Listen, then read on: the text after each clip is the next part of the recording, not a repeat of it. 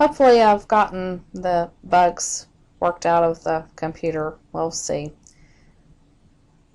In 9.1 Compound Inequalities, we're going to look at graphing inequalities, and we did this in the 307 class.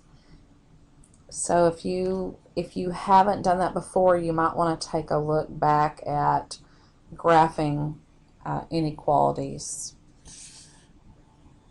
So there's three things we need.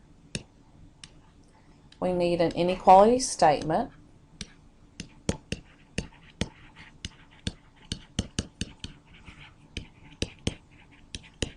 And this is a very simple one. This isn't a compound one. Let me finish it there. X is greater than or equal to 3. This is an inequality statement. Then we're going to have a graph. And we're going to keep it very simple. Here I just need 0 and 3. In your inequality statement, you want to put X on the left when you're graphing. If you do that, then this little arrow will point the direction you need to go. And so I know it's pointing to the right. That means I'm going to start here and go to the right.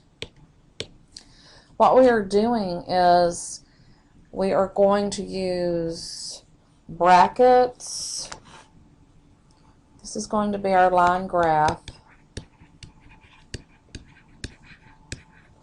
We will use brackets when it is greater than or equal, less than or equal. We'll use parentheses. This one is greater than, this one is less than. Notice the little tips both point this way because we'll be drawing lines like that. So it points that direction. So we need an inequality statement, the line graph, and then the other thing that we're going to need is called interval notation. And again, all of this is a review from a previous chapter in the 307 class. So we need inequality statement, a line graph, an interval notation. Let's finish this example. X is greater than or equal to 3. Greater than or equal is going to be a bracket. I'm going to put it right on the 3 and draw an arrow that goes that direction. So this arrow mimics the direction of that, and the bracket, it's a little hard to show the thickness, but everything's pointing to the right. In the interval notation, you'll pick up this information. So I have a bracket on the 3, and then it's headed, that arrow's never going to stop. It's headed towards positive infinity.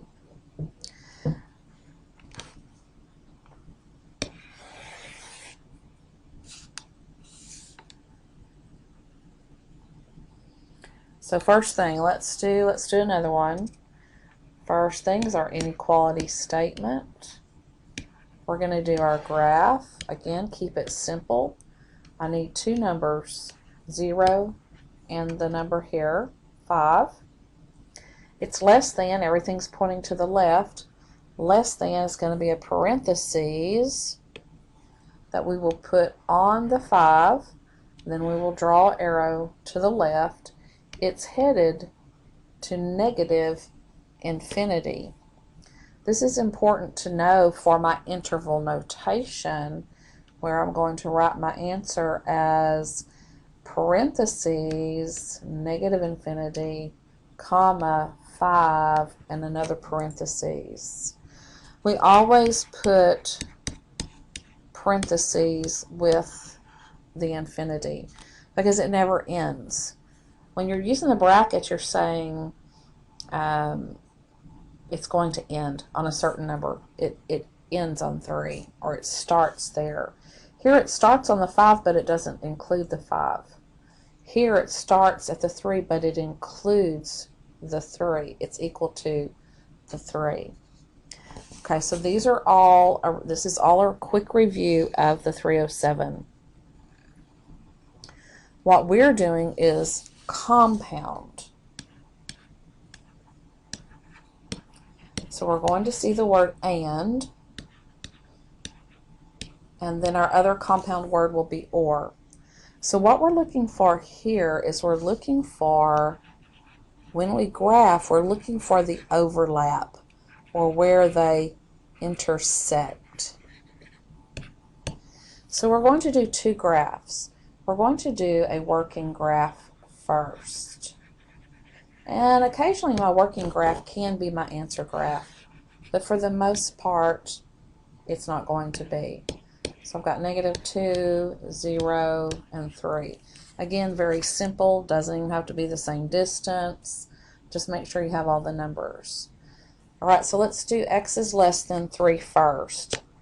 And so I'm going to do parentheses, and x is less than 3, so it's everything that direction. Then we want to do x is greater than -2. So again, another parentheses, and then all of that's headed that direction. And what we're looking for is where the two lines intersect or overlap. So see, here's just where they are overlapping. So now we want to write our interval notation. So here's my inequality statement. I need to do a good graph, so let's do another graph. Again, we're going to keep it very simple. And it is going to be parentheses here, and it only includes this section right there. Oh, mercy. These fancy computers. There we go. Then I need my interval notation. It's a parentheses on -2, and 3 is a parentheses, which after we've been doing our other kind of graphing with x and y, this looks like an ordered pair. We don't want to get them confused. Okay, so we've got our inequality statement, we have our working graph, and then we only want to put on our graph what we need. We don't want all these extra lines, and then our interval notation.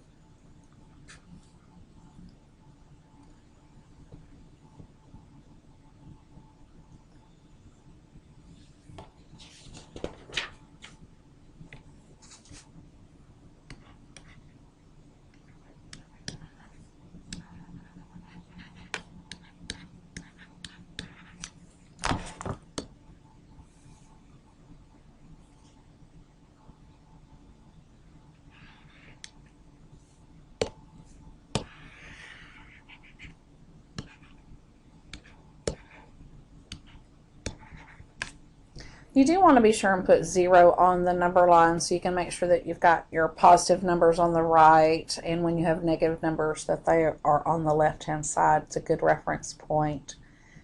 Let's go ahead and graph. This is going to be a bracket pointed to the left on 0. So we've got a bracket and everything to the left. X is greater than or equal to 2, also a bracket on the 2, but this time it's pointing to the right. So this is my, what I call a working graph. And so when I look at, here's my inequality statement and my graph,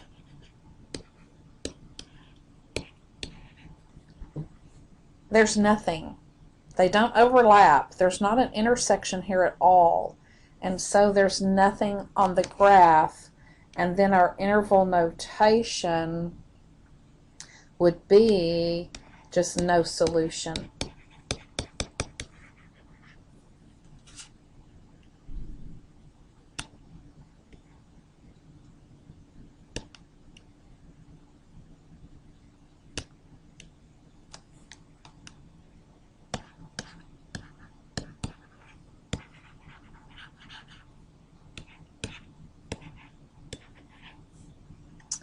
All right, so here we have another inequality statement with the word and. Let's do our working graph first. And we've got a negative and a positive number. So we want to be sure and put those in the correct places. it helps me to use different colors to see where we're overlapping, so it might be a good thing for you too. So we've got x is less than -5. So we've got x is less than -5 and x is less than 5. And so you can see that they're overlapping just in this area.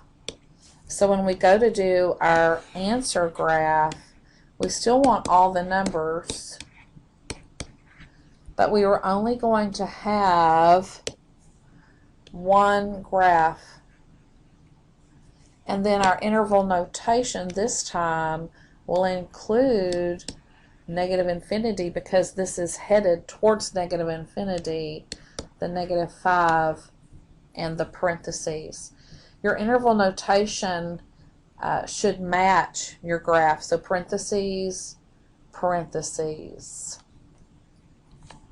Okay, so we've looked at several examples where the inequality statement had the word and.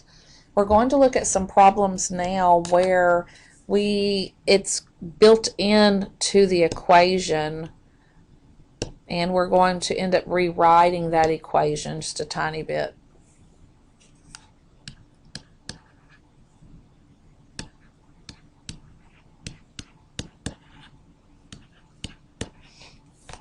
So we have two inequality symbols here. So what we're going to do is we're going to do this problem and graph it, and then we're going to do this problem. So we'll have -13, well, I guess I ought to change it to red.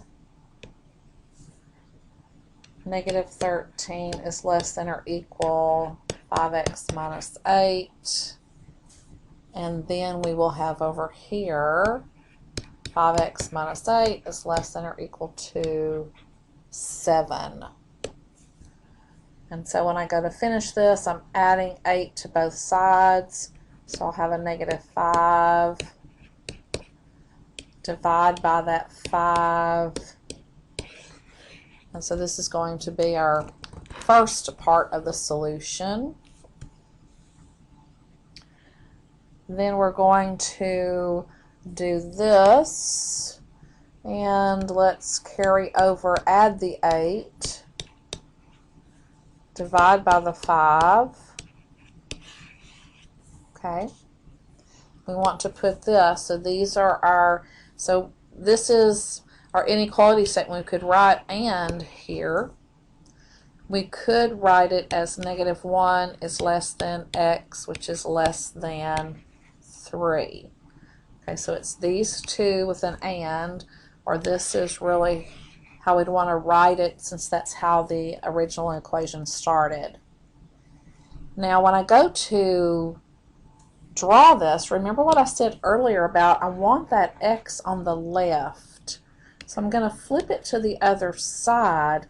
Notice that the symbol is open to the x, so keep it open to the x.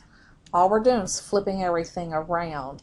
That'll make the graphing a little bit easier.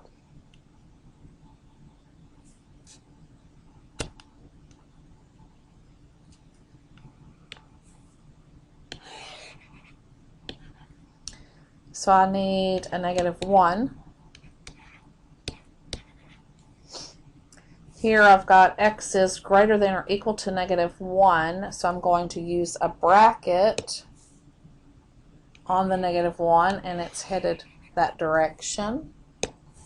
And then x is less than or equal to 3, so again another bracket headed that direction. And we've seen this overlap, saw this earlier, a similar overlap here in the middle.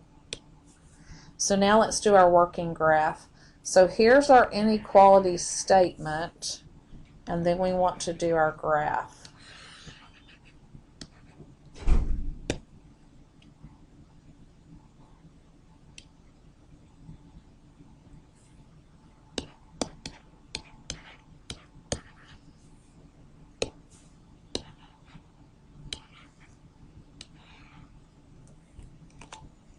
That's our answer graph.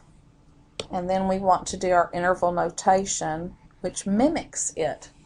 It just copies what we have here. So we have a bracket on the -1 and a bracket with the 3. So we have our inequality statement, our graph, and our interval notation. All right, let's look at some other compound inequalities. And this time we're going to use the word or.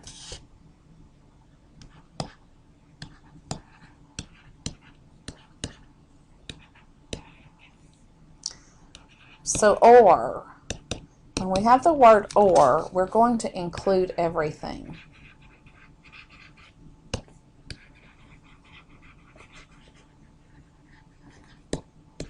And so this is where we are putting things together. We are creating a union. So this is my inequality statement. And then again, I'm going to have a working graph. I've got 0, 2, and 9. We'll use the same parentheses here. So let's do parentheses on 2, headed to the left. And then we're going to do parentheses on 9, also headed to the left. Okay, so remember, this is everything. So my answer graph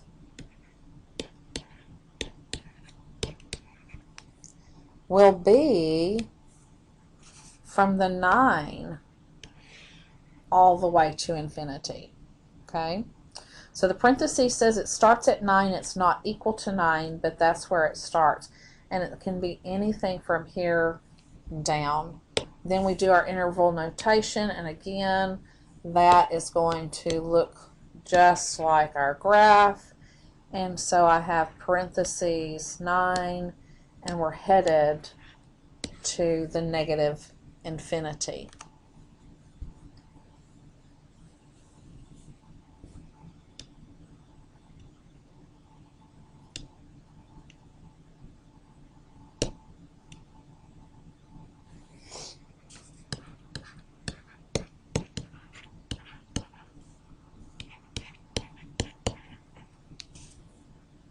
Okay, here's our inequality statement. We want to do a working graph first. We've got -7, 0, and 9. We've got equal signs on both, so that means we're going to have brackets on both. So -7 means I'm going this direction. 9, I'm going that direction. And so remember, our graph for or is everything. So this is one of those occasions where the working graph and your answer graph are the same. It won't happen very often, but occasionally. So remember what we said about the union. We're going to use that. So the interval notation for this section, I would have negative infinity, -7 with a bracket.